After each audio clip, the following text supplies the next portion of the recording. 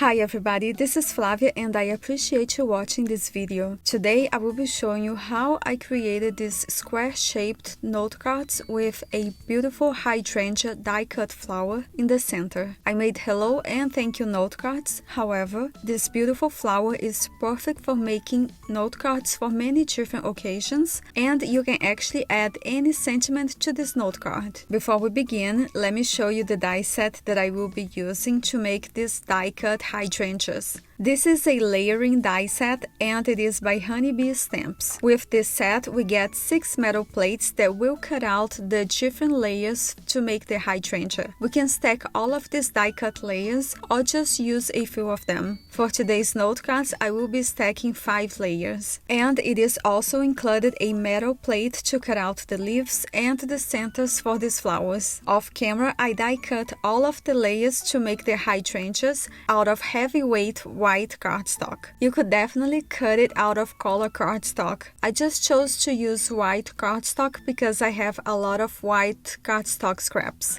And to add color to these white die cuts, I will use Ranger Distress Oxide inks. For this first hydrangea, I will apply the ink color Savage Patina to the center of each white die cut, and then go around the edges with the pink ink color Kitsch Flamingo. This white media mat that I'm using is by Waffle Flower and it is perfect for working with small die cut pieces. Always remember to clean up the surface you are working on when switching colors so you do not contaminate your ink pads and blending brushes. To clean up this white media mat, I will just spray some water and wipe it off with a clean cloth. So many weeks ago, I made a note card similar to the ones we are making today, and right before I started recording this video, I realized that I needed to ink blend one more single flower to cover up a mistake on that note card. I was really in a hurry as I was trying to get organized for this video, and I just couldn't remember if I had used the ink color Savage Patina or Tumbled Glass. So I thought to myself, if I had a swatch of all of my Distress Oxide inks, I would not be wasting my time now swatching all of the light greens and blues Distress Oxide inks that I have, just to figure that out. I know that for some people it might seem like a waste of time creating swatches of your inks, cardstock or paint. However, if you really use those things, swatches can definitely be a time saver and a great tool to have. So after I finished recording this video, I decided to go over all of my Distress Oxide ink pads to reorganize them and, more importantly, create swatches for each color that I have.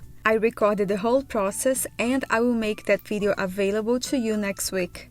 If you like organization videos, make sure to check it out. I will have lots of tips for you as well. So back to this video. To add some shimmer to these die cuts, I will use a golden shimmery spray. You are supposed to hold the bottle further than this so you get a very subtle shimmery effect. And that is what I'm going to do for the next one. However, I do love these big splashes of gold and I think it looks great. For the second hydrangea, I chose the ink colors Spoon Sugar and Kitsch Flamingo. Sometimes I think it is just better if we hold the die cut pieces when adding the darker colors around the edges. And remember that to get a good blending result, we have to make sure that the two colors overlap a little bit. I have one ink blending tool for each color of Distress Oxide inks that I own. That is something that I decided to invest in because I love Distress Oxide inks, and by having one ink blending tool for each color, it keeps me from having to clean them up every time I need to use a different color. However, know that the foam pad on these ink blending tools come off, and if you're just getting to know Distress Oxide inks, a great option is to get just a couple of these ink blending tools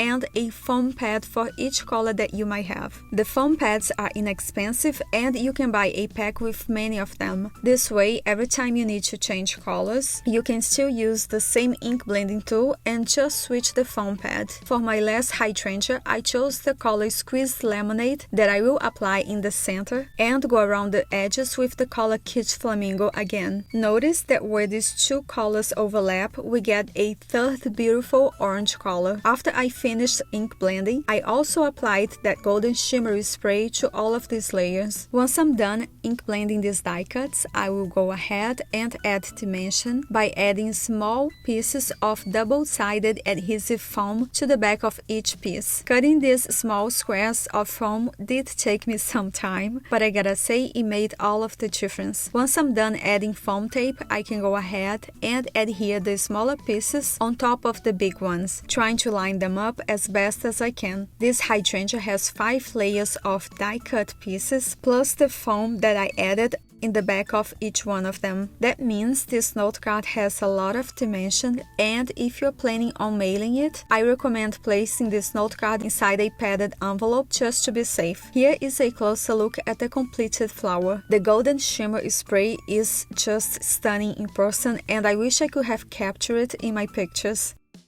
And now I will add some interest to this white panel that I will glue to the front of my 5x5 note card. I'm using a piercing plate, also by Honeybee Stamps. This plate will not cut out the cardstock at all, not even around the edges. So here I have a piece of white cardstock that measures 5 3/4 by 5 3/4, and since it is wider than the cover plate, I will turn the metal plate sideways and do 1/2 of this panel, then run it through my die cut machine a second time to cover the other half. The piercing pattern will overlap in the center, but we do not have to worry about that because the die cut hydrangea and the die cut leaves will cover this section in the center where the piercing patterns overlap. Now I can go ahead and adhere this white panel to the front of my note card, and I will also add another panel inside. I'm adding these 2 white panels for 2 reasons. One, because I like to write my messages on white cardstock,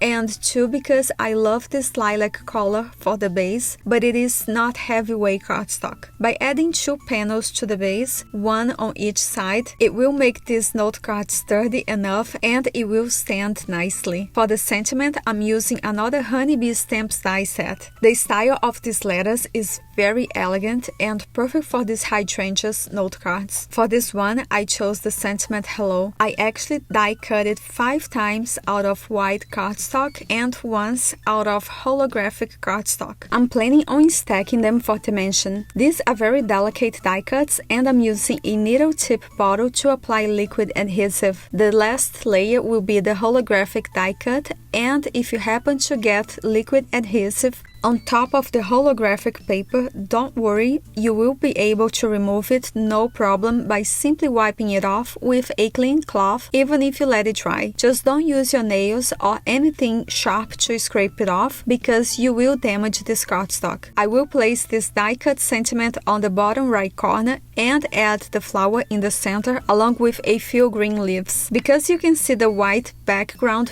through the flower, I recommend you add a leaf in the center as well. I'm not doing that here because I only thought about that later. And now that I have my leaves in place, I will patiently remove the backing of each tiny foam square piece one by one and place this flower right in the center. I also die cut the center for each flower using that same holographic cardstock so it matches the sentiment. It was exactly the same process for all of the other note cards that I created except for this yellow one. I wanted to create a thank you note card in Portuguese, so I used an alphabet die set by Spellbinders. I love these tall and skinny letters. This is actually one of my favorite alphabet die sets. I used it to cut out the letters for the word obrigada. Alphabet die sets can be priced, but I think that they are a great investment since they allow us to create our own sentiments, which is wonderful for me since I'm Brazilian and I am very often making note cards with sentiments in Portuguese. However, I just can't find dies and stamps with sentiments in Portuguese, and that is why I like investing in alphabet die sets.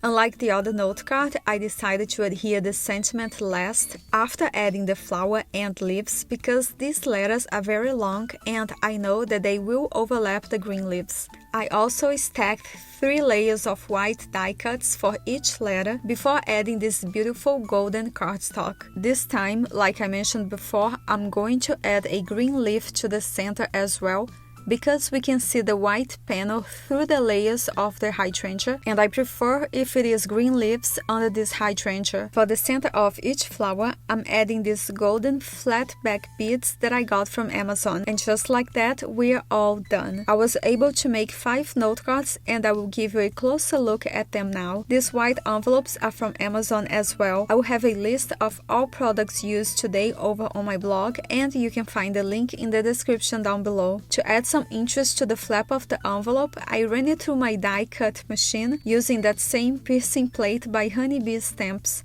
I hope you enjoyed this video, and thank you so much for spending this time with me. If you like this video, please give it a thumbs up and consider subscribing to my channel so you do not miss the next one. I hope you felt inspired by watching today's video, and I also hope you can find the time to do what makes you happy. Have a wonderful day, and I hope to see you again soon.